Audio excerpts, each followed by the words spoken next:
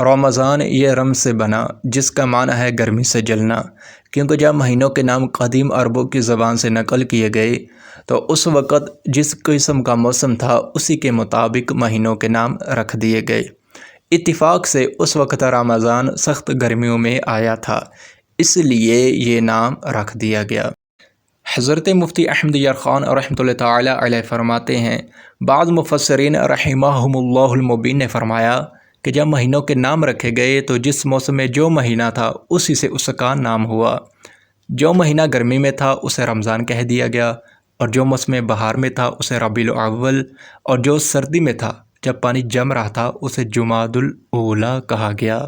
ماہ رمضان کی ہر گھڑی رحمت بھری ہے۔ رمضان المبارک میں ہر نیکی کا ثواب 70 گنا یا اس سے بھی زیادہ ہے۔ نفل کا ثواب فرض کے برابر اور فرض کا ثواب 70 گنا کر دیا جاتا ہے۔ عرش اٹھانے والے فرشتے روزہ داروں کی دعا پر آمین کہتے ہیں، اور فرمان مصطفیٰ صلی اللہ تعالیٰ علیہ وآلہ وسلم کے مطابق رمضان کے روزہ دار کے لیے مچھلیاں افطار تک دعائیں مغفرت کرتی رہتی ہیں۔ اللہ عز و جل کے محبوب دانائے غیوب منزہ عن العیوب صلی اللہ تعالیٰ علیہ وآلہ وسلم کا فرمان عالی شان ہے، روزہ عبادت کا دروازہ ہے۔